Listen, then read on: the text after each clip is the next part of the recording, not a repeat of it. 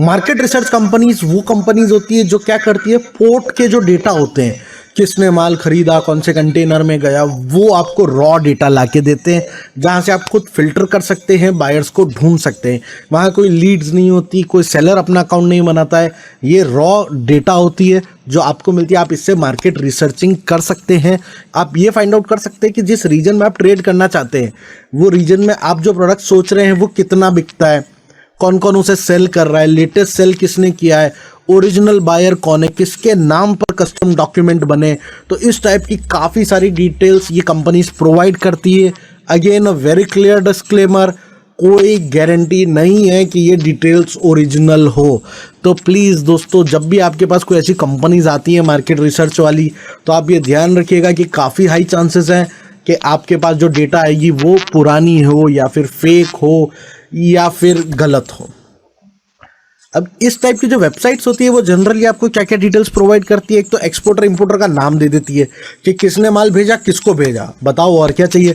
Sir ये तो सबसे बेस्ट हो गया ना, हमें तो नाम मिल गया उस आदमी का जो खरीद रहा है। हाँ जी, हो तो गया है अगर जेन्युइन हो तो।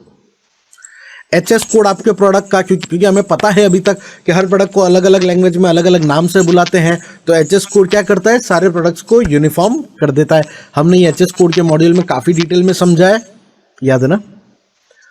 प्रोडक्ट का डिस्क्रिप्शन, डेट ऑफ शिपमेंट की इस बायर ने कब खरीदा है। सर ये तो करंट खरीद रहा है, हर महीने खरीद रहा है, इसको तो मैं सेल करूंगा ही करूंगा। यस, ये सारी डिटेल्स आपको यहाँ से मिल सकती है। कितना माल खरीदता है, कितने रुपए का माल खरीदता है, इस टाइप की भी डिटेल्स आपको मिल सकती है। लेकिन ये डिटेल्स जेन्युइन होगी या नहीं होगी इसकी कोई गारंटी नहीं है। These are just data, please use them for market research, market analysis. सिर्फ इन पे निर्भर रहने से काम नहीं होगा, आपको सारे टूल्स एक साथ मिला के यूज करने होंगे। आइए इसी टाइप की एक मार्केट रिसर्च वेबसाइट देखते हैं जिसका नाम है एक्सपोर्ट जीनियस। हम इस वेबसाइट को बिल्कुल रिकमेंड नहीं करते हैं, ना इसको एंडोर्स कर रहे हैं, ना मैं ये कह रहा हूँ कि ये अच्छी है, ना मैं ये कह रहा हूँ ये बुरी है। हमें समझना है कि मार्केट रिसर्च कंपनी किस टाइप की डेटा देती है, इस टाइप की डेटा का हम कैसे यूज़ कर सकते हैं। सिर्फ उस एग्जाम्पल पर्पज से हम इनकी वेबसाइट को चेकआउट कर रहे हैं।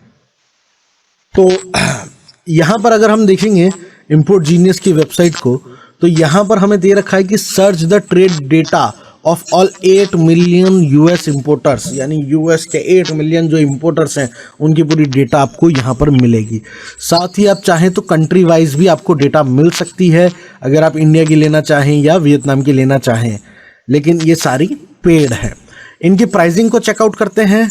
सो यहाँ पर इन लोगों ने प्राइसिंग दे रखी है $149, यानी लगभग 9 से 10 हज़ार रुपये पर महीना। 3 महीने का आपको एक्सेस मिलेगा।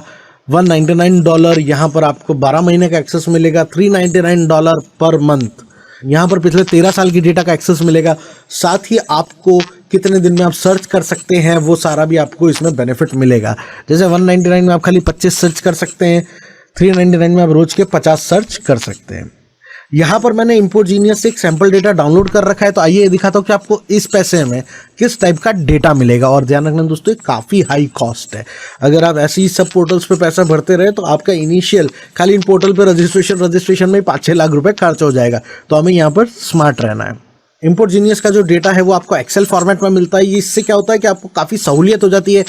आप इसके अंदर क्विकली फिल्टर आउट कर सकते हैं कि कौन सी कंट्री का बायर है, कौन सी कंट्री का सेलर है, आपका जो प्रोडक्ट है उससे रिलेटेड कितना शिपमेंट हुआ है, कहाँ से हुआ है, कौन सी शिपिंग लाइन से हुआ है। तो सबसे पहले यहाँ पर प्रोडक्ट डिस्क्रिप्शन दिया हुआ है। बोल्ट एंड नट है, चार्जर ट्रेज है, वॉकर है, स्टोरेज बैग है, ऑक्सीजन सिलेंडर है, सारी चीज़ें दे रखी है कि जो भी शिप हुई है। और ये डेटा हमें दिया गया नवंबर 2019 लॉस एंजलिस का। लॉस एंजलिस पोर्ट है यूएसए में, वहाँ पर नवंबर 2019 में जितना ट्रेड हुआ है उसका डेटा है। अगर हम यहाँ पर ट्रेस को देखते हैं तो बिहेवियर विस्टेक इंटरनेशनल करके कंपनी है, उसने खरीदा है। आर्क रॉयल करके कंपनी है, उसने सेल किया है 30 नवंबर को 2019, यानी आज से लगभग 2.5 साल पहले का ये डेटा है। बट सैंपल डेटा तो ऑब्वियसली वो लोग पुराना ही देंगे, आपको लेटेस्ट नहीं देंगे। लेटेस्ट के लिए तो सब्सक्राइब करना पड़ेगा।